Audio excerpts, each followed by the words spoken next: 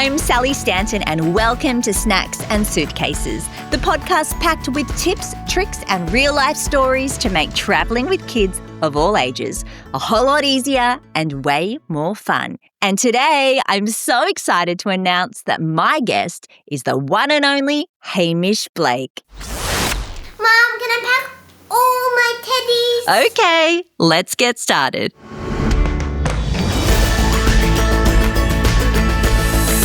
Hamish Blake is one of Australia's most loved personalities. And I know I say that a lot, but this time it really rings true.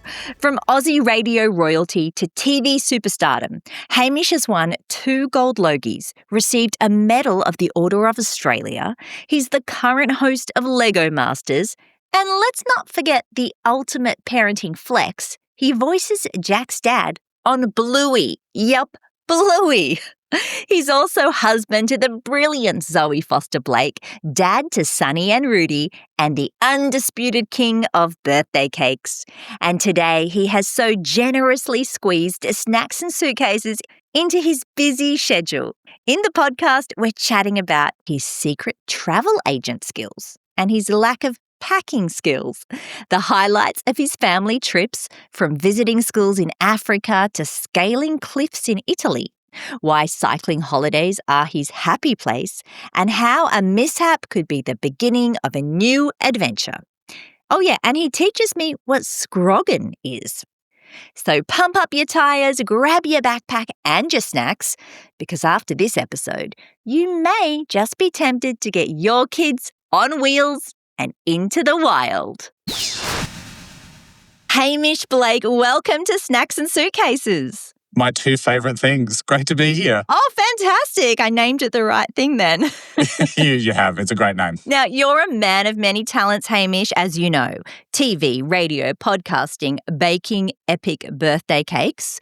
But would you also call yourself somewhat of a travel influencer? I wouldn't call myself a travel influencer. I would definitely, one of my favourite things to do is plan a trip. I sometimes think I might be a secret travel agent. I even like planning. Like I'm very disorganized in my real life, and I've almost made a career out of it. Like I'm definitely not. I'm a super last minute person, half thought through things, except the one area I really enjoy getting into the weeds on details is putting together a trip or a holiday, even like a boys' trip. I'm the guy in the group, which I never would have picked, but I'm the guy in the group that's like, everyone leave it to me, just give me your dates, and we will have a great adventure. That was one of my questions. Who's the planner in the family? I guess it's you. Yeah, well, Zoe does love to be across everything, but I've proven myself I'm allowed to take responsibility of some parts of the trip. Oh, congratulations.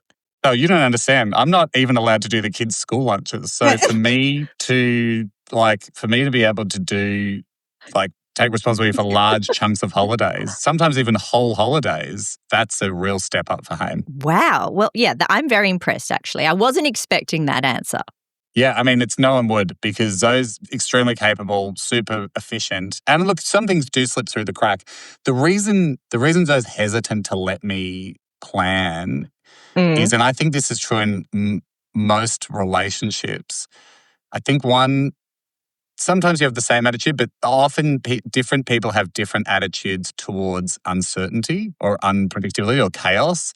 I don't mind things going wrong. Oh. Zoe would prefer to minimize things going wrong, and that's very understandable too, especially when you've got little kids. The whole goal just becomes minimizing potential, I don't know if we can swear or not, but potential mishaps. That becomes, a lot of traveling is just anticipating mishaps and trying to cut them off before they happen.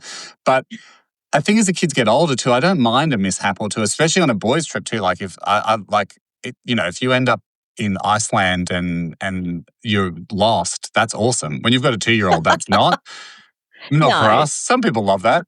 I mean, I've heard of people doing great trips like that with kids, but so it just comes, I think it comes down to two, Zoe likes to organize. She likes to know things are in place structurally. And then I like to find ways that we can feed in a bit of randomness, because that's where the real adventures happen. Yeah, you've almost got to make time for the meltdowns, don't you, and the tantrums and the things that go wrong. Well, Yeah, there's an old saying. I mean, actually, when I was on a trip with my little boy, it was funny. We were on Kagari, otherwise, formerly known as Fraser Island, and we're in the truck and it got bogged.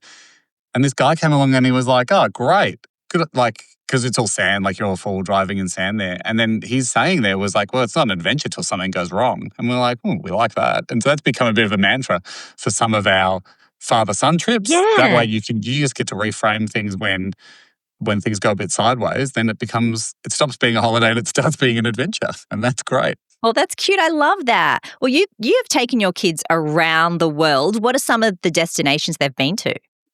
Look, I'll tell you this, that we often try and explain to them how by the time I was 18, I'd been to places such as Queensland Mm-hmm. and that's it. Yep. I went to Queensland once when I was a kid. Hey, you're And from Melbourne, aren't you? That's pretty far yes, away. That's a long journey. Yeah. that's bloody far. And that was it. It was just like, and I didn't even think we would Yeah. ever go on another holiday. I was like, well, we already did that. We went to the Gold Coast. Like, we've been on a holiday. So I guess Zoe and I, we really do like to travel and have adventures. So we've done some amazing stuff with the kids. We're very, very fortunate in that sense. Like we've done a couple of the Yeah. biggies. Like we did safari this year in Yeah. Africa.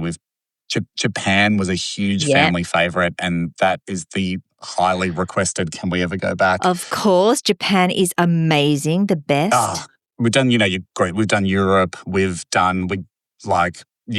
very, very lucky. But tons of Australia too. Like we huge fans of Australia, and then tons of New Zealand. I love New Zealand. Well, I did do some research, aka stalking of your social media, Yes. and I saw the Africa trip, and oh my gosh, that was spectacular. Yeah, I mean, it's Africa. Like, it's really special. That trip we were really keen to do. We sort of waited till they were older.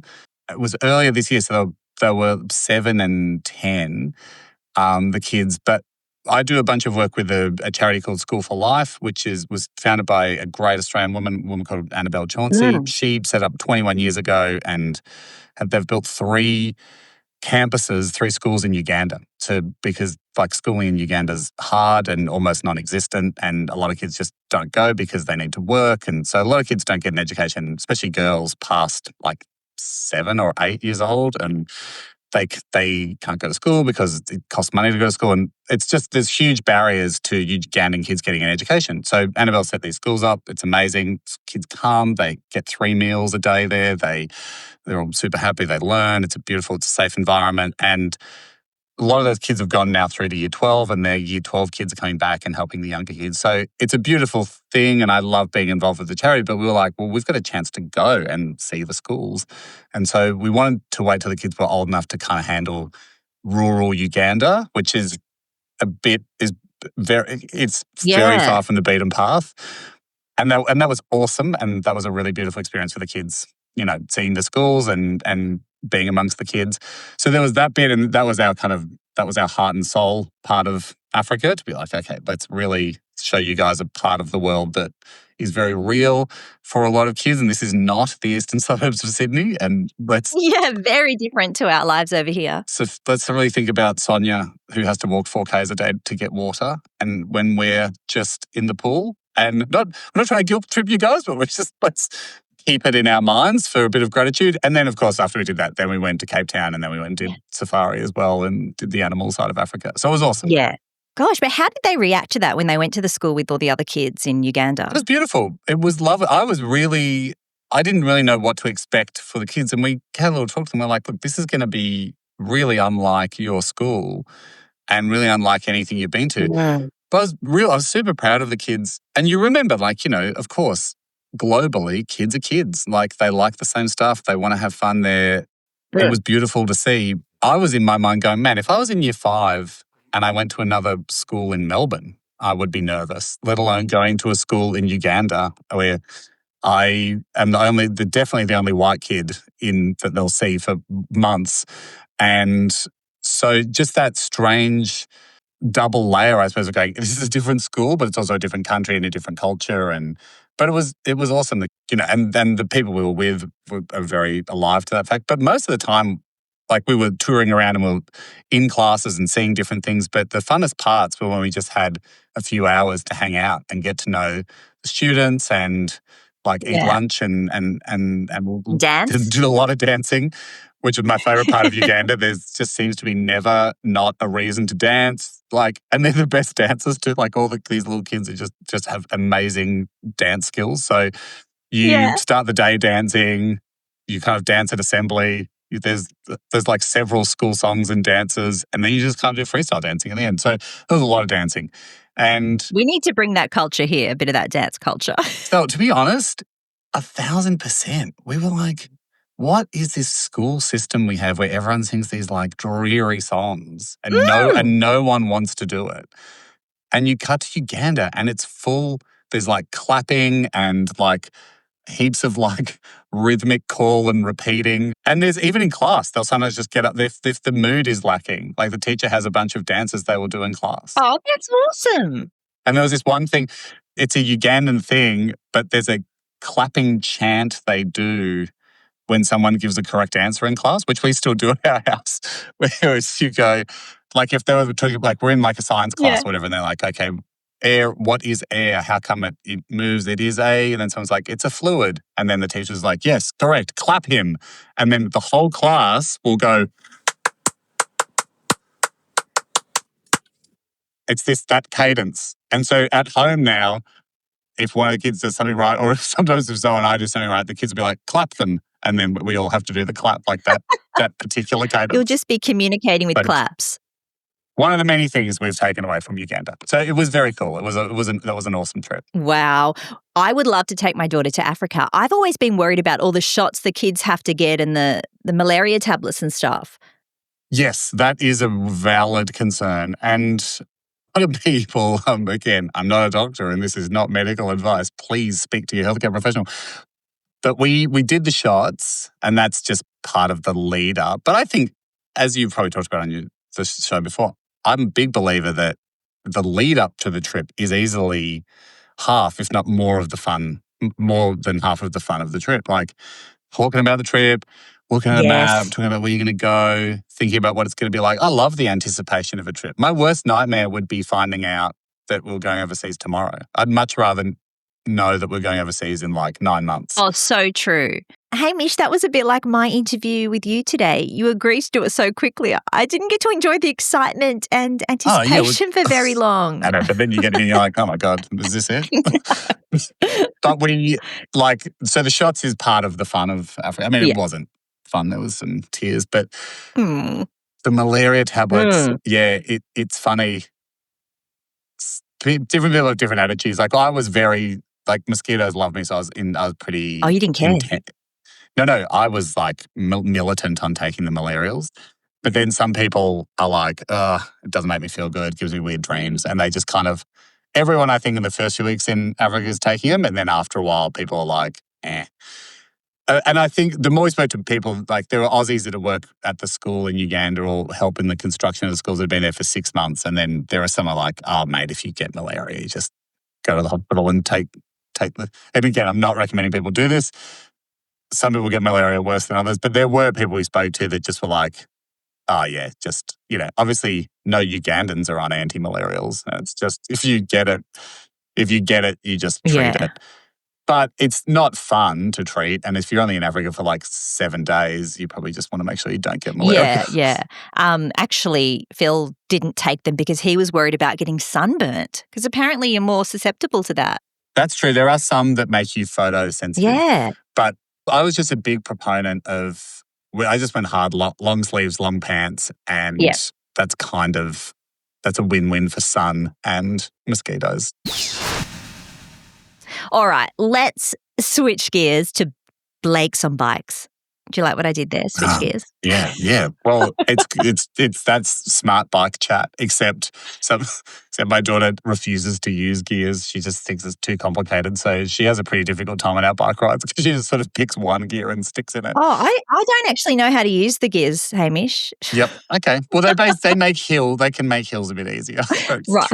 through the mechanical wonders of gears. I'll figure gears out soon. But your cycling trips through Italy, Provence, New Zealand, they spark so much chatter at my school pickup. That's funny. It's crazy. When you post those photos, you basically break the internet like Kim Kardashian.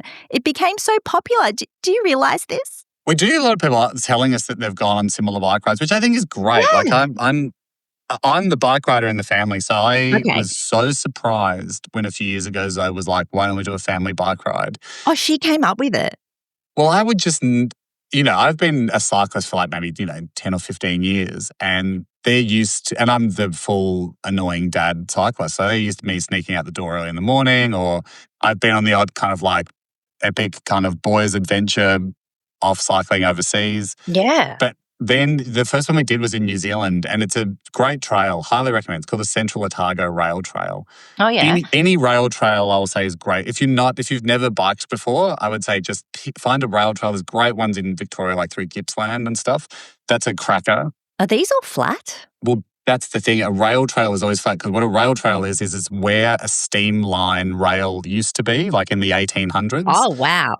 And generally, as they're not being used for steam trains anymore, they were kind of a carved out path. Steam trains can't handle hills. So the gradient is flat because the trains could never get up big hills. So at most you get kind of like gentle inclines and that's it. And nothing's ever going to become like a steep hill because of course like a train track doesn't ever sharply go up a hill. So that's the beauty of the rail trail.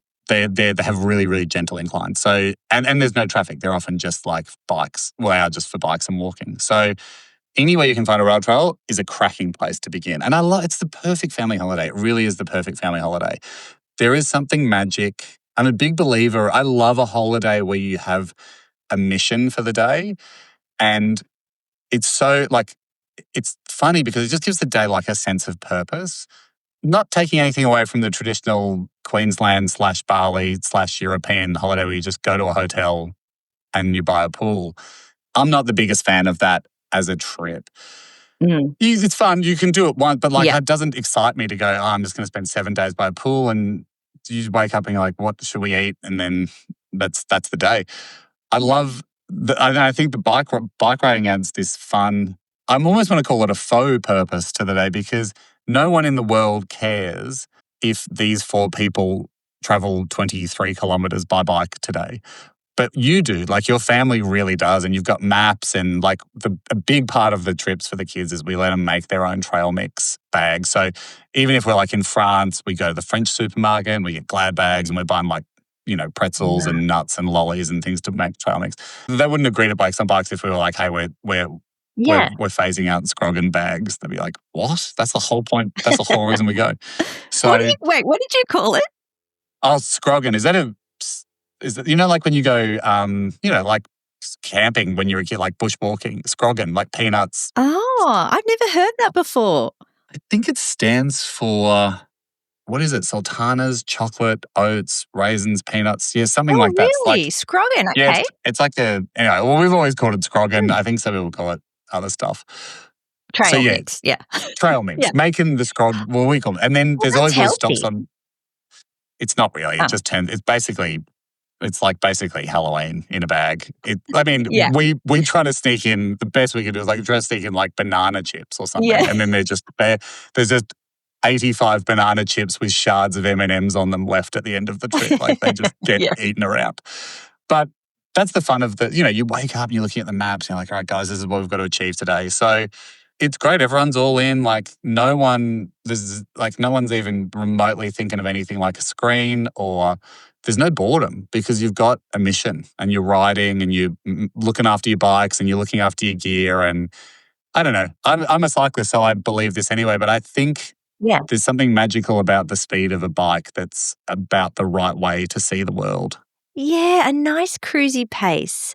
But you know what amazes me is that your kids don't need much encouragement at all. I mean, most children would need a trolley load of frosty fruits to get them to the finish line every day. I mean, so would I. I think the trick with little kids is, and I know it gets harder as they get older, but I think you just do that thing where it's not optional. You don't go, hey guys, do you want to go on a cycling holiday? Yeah. You just say, we're going on a cycling holiday. But every single day you are riding kilometres, every single day. Yeah, and that's the thing. You're just like, well, the only way, and it's like you obviously have to gauge it to their ability. And for the first few years, my daughter was on there's different attachments, but there's one that has its own wheel and pedals, but it clips to the back of my bike, and she's sort of just like lounging back, drinking Primas and watching me pedal. Oh, nice. But that's the fun too, because you're part of a team, and she was totally in it. Now she's on her own bike, and you just gradually you stretch them a little bit each time, and that's the fun of. You do need someone who knows a little bit about the distances and stuff to gauge what everyone's. That's you? Well, I put myself in that position to be like, the dream day is we've all gone, or the kids and Zoe maybe have ridden about 5% past what they thought their capabilities were. Like there's just enough stretch. You want to stretch but not snap. It's like a little bit, you don't want to break anyone out there, because I think then you walk away with the wrong vibes. But yeah, the kids have done some amazing stuff. And then when we were overseas, we did it with a tour company in Italy, because I wasn't going to trust myself to. And we were also doing stuff that if I said to Zoe, hey, there's stretches where we're riding on the road, she'd be like, absolutely not. That's what I was going to ask. That's the bit that scares me. 100%. And because I don't know any road rules. yeah, and you build up the confidence to do this sort of stuff, and it comes down to like bike skills and experience. But if I was like, hey, I've mapped it out and it should be fine, but I think we're on some roads sometimes, they'll just be like, you're going to kill us. But if you're doing it with Erica and Simone, who were our guides, everyone's having the time of their life, because you trust these Italian guides. So there is value, I think, in the more kind of fish out of water you feel, there's some value in getting a guide. That becomes more expensive. But a place like New Zealand or Gippsland, these are pretty cost-effective adventures. A lot of companies will just hire you a bike. You pack a small suitcase that you leave at your first night's accommodation. Then they just run shuttle services. They pick up your suitcase, take it to your next spot, and it's there for you when you get there on the trail. It's cheap. Okay. That's what I was wondering. Like, do you have to pull your suitcase? How do you transport all your luggage when you're on these bikes? Yeah, it's totally. Most rail trails are very used to people doing these like multi-night trips. Yeah. And like for our family of 4, I'd just be roughly guessing, but I'm pretty sure like for those New Zealand and Australian trails, 4 nights, you're probably looking at like $3,000 with bikes and accommodation and everything, maybe less. Yeah, that's not too bad. And so you don't take your own bike? No, everyone hires bikes, and they've got like like luggage slots on the side and things like that. Yeah, I wasn't sure if it was like, for you, being a cycling fanatic, you might need your own bike, like snowboarders, skiers need their own gear. Yeah, that's true. That would be a pretty unnecessary flex for Dad on a family bike ride where you're maybe riding like 15 k's an hour, for the Dad to turn up in like full lycra going, I'll see you tonight, guys. Yeah. I'm going to be hammering this at like 45 k's an hour. Do you get to have spokey dokes? You can do whatever you want. Yeah. Decorate your bikes, bring teddies. Like we've done it all. Like my policy for this is you can't have too much buy-in for the trip. Like we firmly encourage it all. The ones we've done overseas too. Like my other pro tip is to add a little something else, especially if you're in the local area. Like whether it's even just like a little hike to a summit, or there might be a place where you can like get on the water and do some kayaking or whatever. Like that adds another element to the trip, and it breaks up the riding a little bit. And usually these kind of places there's like a treetop walk or a ropes course or something. There's always stuff near these bike trails. Yeah. We did a thing in Italy, which still is like the pinnacle of the Blake family achievement, where in the mountains, we're at the foothills of the Dolomites, and they have a thing there. And in Italy, they invented it in Italy, but there's a few around in Australia and New Zealand now called Via Ferratas, which stands for Iron Path. And essentially it was invented in World War I to get troops who aren't rock climbers or aren't mountaineers through the mountains, like to be able to cross through mountain passes. So it's basically reinforced steel, kind of looks like that you see in concrete, like Rio bars, as a rail that goes up, kind of up cliff faces and through mountain paths, that you wear a climbing harness and clip onto this rail. You actually just wear 2 carabiners, kind of like 2 umbilical cords, and when you get to a junction, you clip one off, and you leapfrog over with the other one. Oh my gosh! So it's like essentially a very, very steep climb, and there are kind of bits that you're just climbing up ladders and stuff. You're doing this with your kids, mate. We were marked down for this in Italy, this, because again, you're with guides, so you trust them. They're like, oh, this afternoon we might do a Via Ferrata. I'm like, yeah, great. Do you reckon the kids can do it? They're like, oh, yeah, my kids do it all the time. I'm like, oh, terrific. So we get there. You have to put a climbing harness on. We meet this guide that's going to take us up there. He's incredible. Like, he's climbed Everest a few times and been a mountaineer his whole life. And so I'm like, oh, well, we're very safe. His name was Gabriel. We're very safe with him. Yeah. And then we're walking out into the kind of forest and we look up and we see this massive, like, granite sheer cliff face. And I go, hey guys, that's where we're going. Just doing a fun bit of dad material. Yeah. And then he's like, yes, that's it. Can you see the path? Oh my gosh. And I was like, hey, Gabriel, we're not really going up there, are we, mate? And he's like, yeah, that's the climb. I was like, And then I just had this thing where I'm like, I'm really scared of heights. So I don't really know why I was so up for doing this anyway. But I was just like, what do I do here? Because cancelling it seems huge. This is the spirit of travel. Like, this is what we're here for.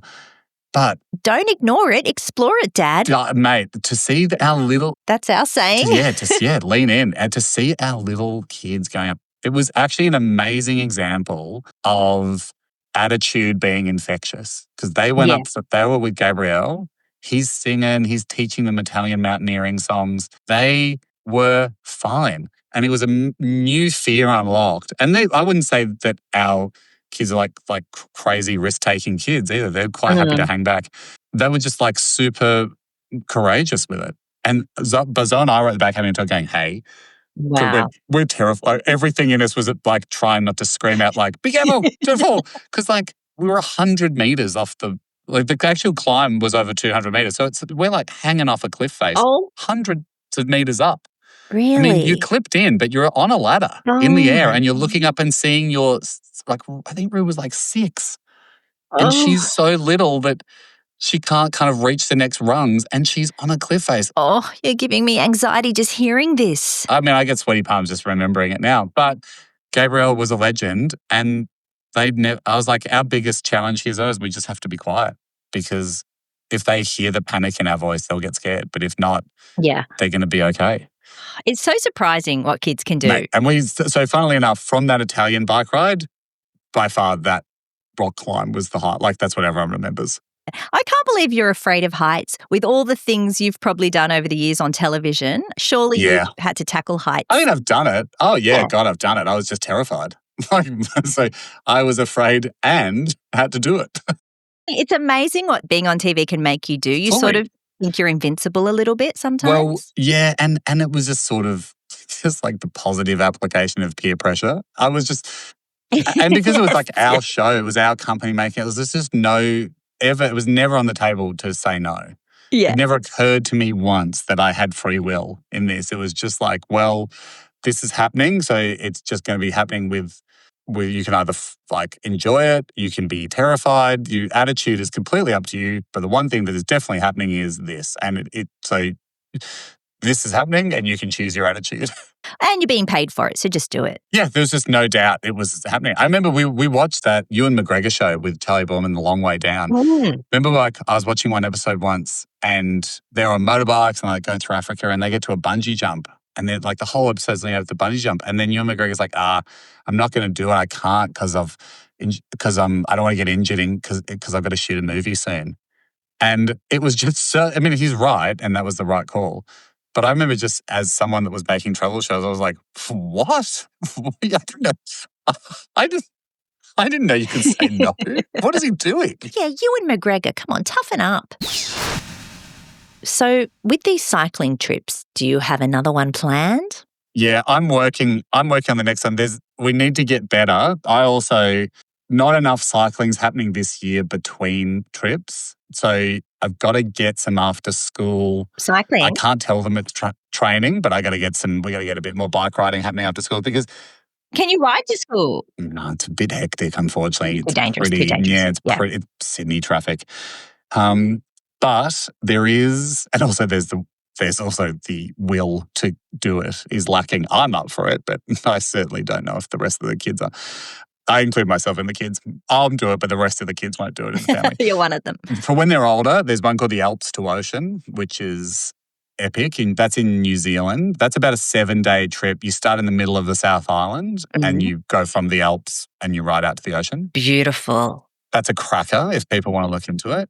There's a few ones in Tasmania. There's a place called Derby in Tasmania, or Derby, but I think it's Derby. I always get confused because, as a Victorian, I say Derby, but it might be a Derby. Yes, like Jervis and Jarvis Bay. 100%. Like, I never know if it's Derby Day, Derby Day. So for me, it's Derby. In Tassie, there's some beautiful mountain biking through there, which I reckon is one of Australia's best things. For anyone keen, everyone a bit older, I reckon teenage kids and above, or mums and dads that want to go, or dads and dads, or mums and mums that want to go on a epic adventure. There's a place called Pods Ride. Oh, Pods Ride. I've been to a few times down there. That's unreal. You stay in little pods in the forest, in like old growth Tasmanian forest. You ride trails, you have guides, the food's incredible, and you ride out to the Bay of Fires. Oh, Bay of Fires is spectacular. Mate, it's the best. That's probably one of my favourite cycling things on the planet you could do. And we're pretty lucky to have that in Tassie. And then I reckon we've got a big American, like, national parks bike ride in us at some point. But again, we might get the go get the mileage through the legs before we attempt that. There's a good one in Japan, I've heard. You said your kids love Japan. It is very keen to get a Blakes on Bikes in Japan happening, and South Korea. Yeah, there's a good one from Honshu to Shikoku. So you go from island to island and you pass 6 small islands as you go. Oh, great. Do you know the distances on that? I think it's 60 kilometres. Oh, that's probably too far for kids. That's on the top end of a big day, but I think that's possible. That's getting possible. It's a pretty long way for a little kid. But the other thing too is, remember, you got all day. If you were to go for a 60K bike ride on a Saturday morning before breakfast, like, that's a big bike ride. But when you have all day to do it, you can ride it. Oh, wait, you would do that in one day with your children? Oh, right, yeah. Biggest day's been 50Ks in a day. My gosh. In the forest. And that, for a little kid, that will cook you. So that's why I'm always a bit, you're 60 over a few days, is it? That's great. I think 25 to 30 is your sweet spot in a day for little kids. Okay, 25 to 30. What is, like, the best thing about these cycling holidays? For me, I've never been a fan of cycling. I'd be worried about getting a sore bum. Convince me that I should do it for my next holiday with my family. Gel seats and e-bikes will take care of that. I think Zoe was in exactly the same world. You can get a very comfy seat. You can get an e-bike. You don't have to turn it on if you want the fitness challenge, as my wife does, of riding. Like, Zoe's intellectually on board with the e-bike because she's like, of course, we're going in unknown terrain. If something happens, it's good to have a bit of assistance out there. It's a good contingency. Yeah. But then, like, morally, she's like, but I'm here to ride and I want to feel the satisfaction of having worked hard. So really, the whole time she just has an e-bike and has it turned off. So I'm like, this is terrible. Like, you're riding like a very heavy bike. You probably just start getting a lightweight real bike. But anyway, we always have an e-bike. One of us will have an e-bike just in case you need to tow a child, or you can do that. You can put like a little bungee cord around their bike, and if the shit hit the fan, you could just get out of there. But you could have e-bikes and make it as hard or as easy as you like, so that there's no fitness barrier really to going on the ride. Then it becomes just more about being outside and enjoying the day. And just think about how hectic a normal day is. There is something magical about you picking a beautiful spot. Like, the rail trail is great. The West Coast Wilderness Trail on the west coast of New Zealand is really beautiful. You're in the forest, you're cruising along. All you really have to do that day is cruise along, have some delicious snacks, stop in small towns for coffees, get somewhere quirky at night. But I think it's the sense of achievement that you have with the family, where you're all high-fiving. I like making up little team T-shirts or whatever, and you're just a team. Is that a bit of a tradition for you, the uniform? I go hard on merch, and because it's like, it's so fun, especially with little kids. Mine aren't little anymore. Like, we're 11 years in now, and you realize, like, when they're really little, I think you think you'll get heaps of chances to do it, but you don't, because life gets in the way. And then you actually have less moments than you think where you're all just a team against a shared challenge. And it's a great place, I think, for a family dynamic to emerge. And you have your downs, you have your low points, people crack the shits, but you also have great moments where it's undeniable at the end of it that you all faced something together and you all were in it together and you all came out the other side. Oh, that's beautiful. That's the fun of it. And you're kind of in a sweet spot now with your kids where they're old enough to join in on the adventure and still young enough to think you're cool and fun to be with on holidays. Yeah, so we're soaking that up because the clock's ticking. The clock is ticking on that. We all know that kind of starts evaporating around about 13, 14. So, yeah, we're front loading hard, just trying to jam in every experience we can while they still want to be around us. Well, you sound super adventurous. Do you have something planned already for the teenage years? Are you kind of waiting for that age to dazzle them with an amazing holiday? I don't want to dazzle them. I think less is more. I think the key to the teenage years, this is just what I've learned and seen from friends that go through the same thing, is like, I got a mate who I really like this idea that he did when his kids are 16, they do a trip together. They do a 2-week trip, but the kid has to plan the trip. Oh.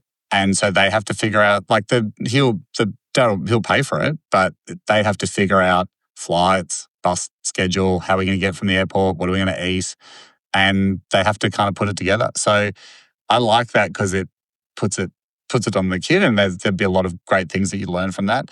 I don't know. I think nature's always the key, to be honest. I think for people in our generation with kids that are now like 10 or under, it's just always going to be a battle against technology. And I think nature's the antidote to technology. So it's going to be hikes, probably going to be, if I had to guess, I'd say it's going to be 7 to 10-day adventures where the first that are off technology, and the first 2 days involve heaps of protesting and groaning.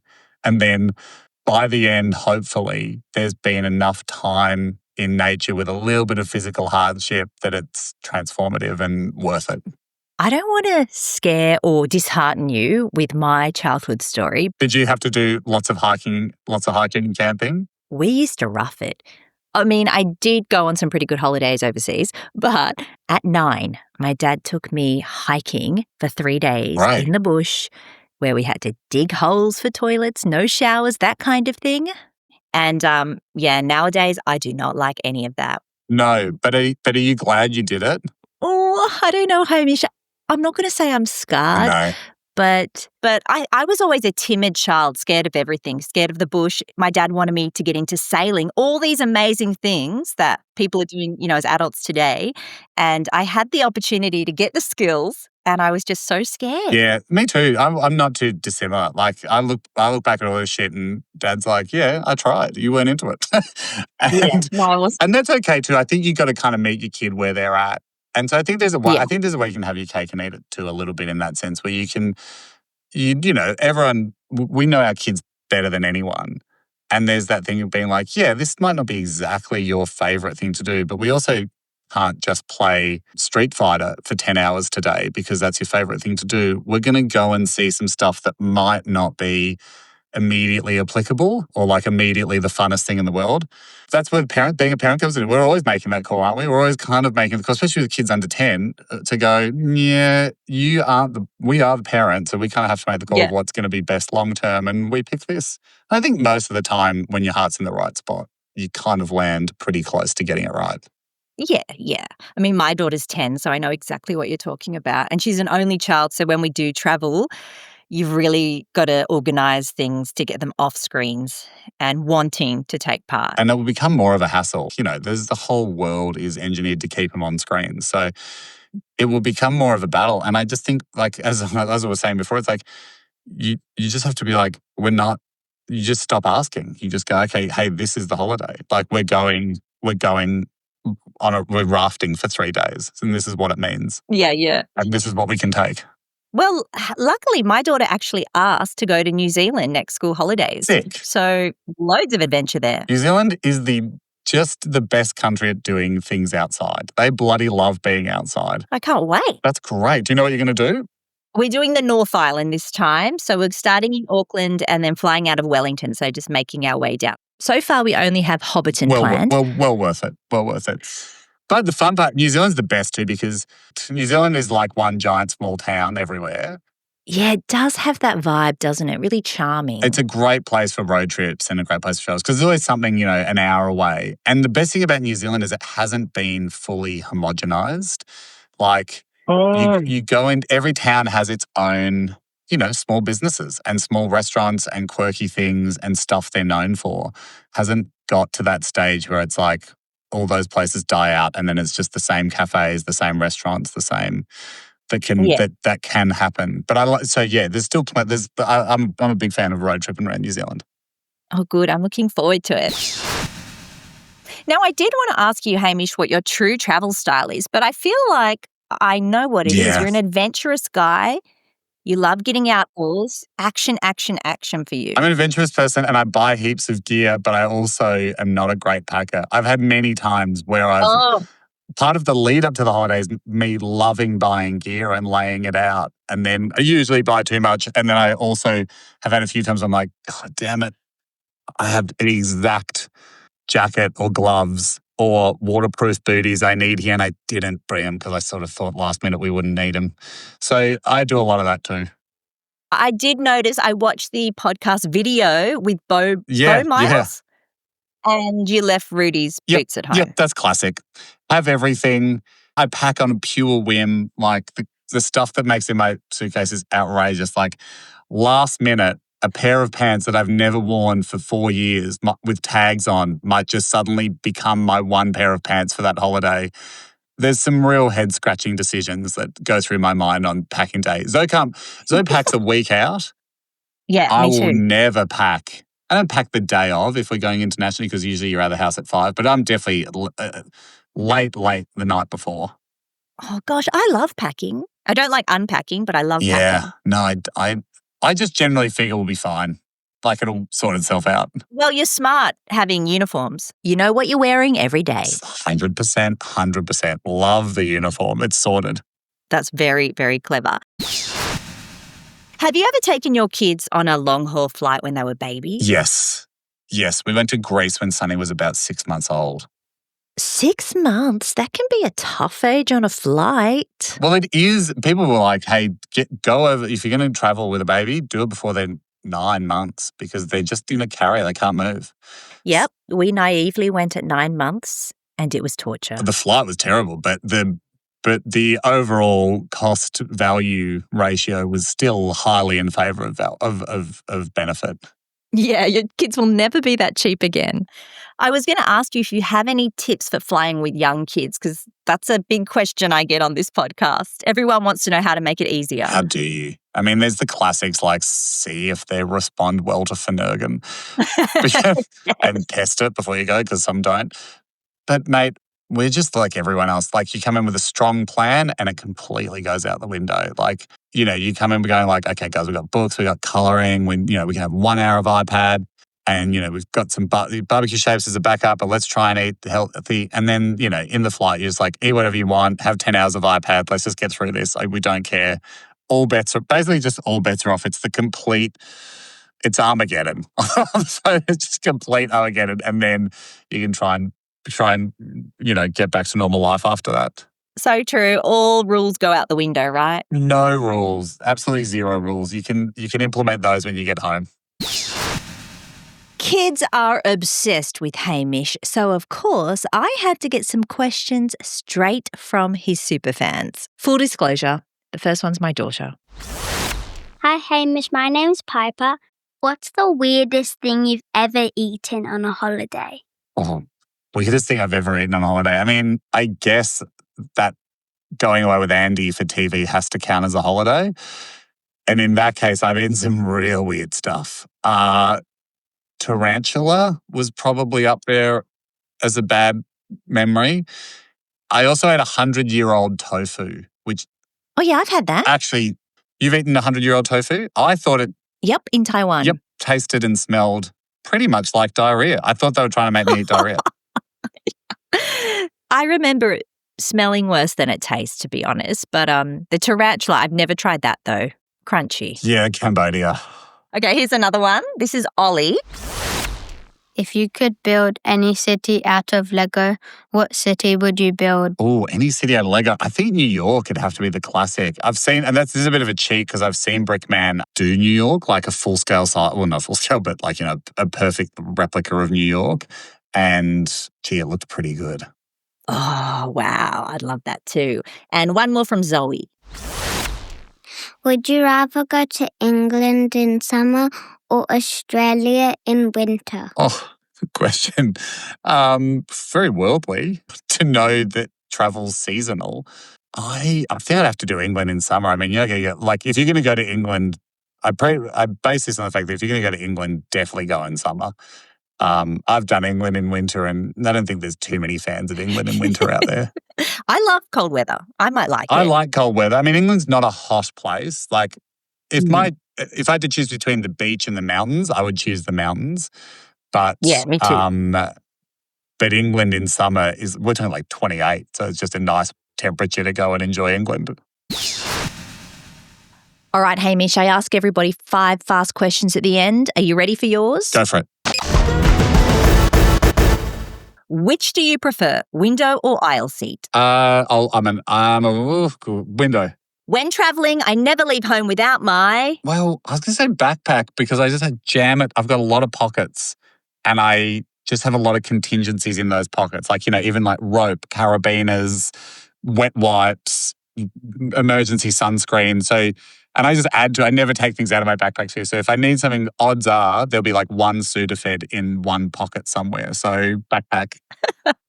What's the first thing you do when you arrive at a destination? Go for a walk. If budget wasn't a factor, what's your dream holiday? Antarctica. Oh, yeah. And finally, what snacks do you pack in your suitcase? Ooh, I mean, you've got to be careful. You can take them into other countries, but I'm a jerky fan, but you usually can't fly with that.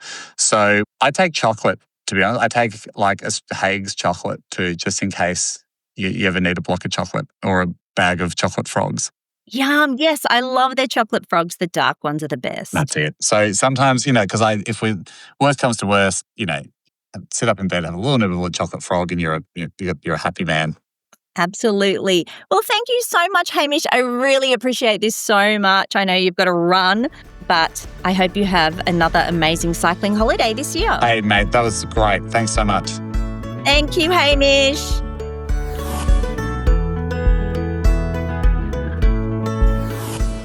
So, who's pumping up their bike tyres as we speak? Did Hamish convince you to hit up the bush, the mountains, the rail trails and go cycling with your kids? He made it sound pretty fun and doable. You never know, you may even find me on wheels in New Zealand next year. Probably just to head down to the shops, but that is a start for me. I don't know, maybe you've already done a cycling holiday. Email in and let me know. But Hamish sure loves an adventure. I don't think you'll find him by the pool in Bali. I loved hearing the story of his kids scaling the Via Ferrata in Italy. Oh my gosh, I had a look online and that place is steep, really scary. And I also searched up Scroggin. This is news to me. Does anyone else not know what Scroggin is? So it stands for sultanas, chocolate, raisins, orange peel, ginger, glucose, imagination, that's the I, and nuts. I had no idea. So now I've learnt something new. I will put all those suggested cycling trails and tours in the show notes. And if you liked this episode with Hamish Blake, please leave a review, send it to your friends, and subscribe to Snacks and Suitcases. And until next time, happy travels. And don't forget the snacks!